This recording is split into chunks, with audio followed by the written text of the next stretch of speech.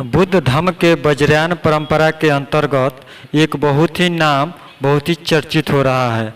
जी हाँ, आपने सही सुना है। ह्वेन-त्सांग के डायरी के अनुसार एक नाम आता है जगन्नाथ। जगन्नाथ में कहावतें भी आपने बहुत सारा सुने होंगे। जगन्नाथ के नाम का आज बारीकी से इसके बारे में बताएंगे और इस पर चर्चा करेंगे।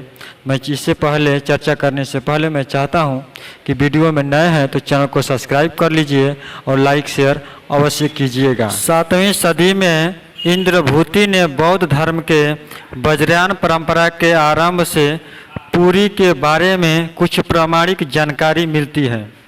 उसके बाद पूरी वज्रयान परंपरा का प्रभाव भारत में एक बड़ा केंद्र बन गया।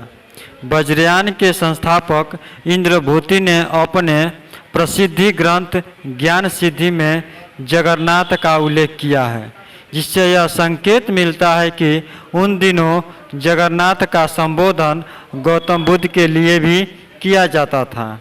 कुछ इतिहासकारों का मानना है जगन्नाथपुरी उड़ीसा के सांस्कृतिक इतिहास का ठोस प्रमाण उड़ीसा के राजा इंद्रभूति के काल 7वीं सदी से उपलब्ध है। इंद्रभूति ने एक किताब में लिखी है ज्ञान सिद्धि। इस किताब में इंद्रभूति ने बुद्ध स्वरूप पर जगन्नाथ की आराधना की है। इसका मतलब यही हुआ कि उन दिनों गौतम बुद्ध का एक संबोधन जगन्नाथ भी था। रथ यात्रा का इतिहास चाहे जो भी हो, मगर एक ठोस प्रमाण के रूप में फाहियान ने गौतम बुद्ध की रथ यात्रा का विस्तृत वर्णन किया है। लिखा है कि बुद्ध की यह रथ यात्रा प्रति वर्ष होती है। 4 पहिए के रथ होते हैं। यह स्तूप पर टाटी जाती है।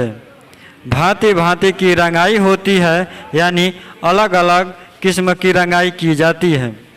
बीच में बुद्ध देव की मूर्ति होती है और पास में बोधिसत्व खड़ा किया जाता है। बुद्ध की इस रथ यात्रा में 2 रात बीत जाती है। रथ यात्रा के उत्सव में बुद्ध की यह रथ यात्रा इतिहास के दृष्टिकोण से संभवतः पहला प्रमाण है। यह इतिहास और यह जानकारी भाषा वैज्ञानिक प्रोफेसर राजेंद्र प्रसाद सिंह कहते हैं। वीडियो अच्छी लगी हो तो लाइक शेयर अवश्य कीजिएगा। बस आज के लिए इतना ही। नमस्कार। जय भारत।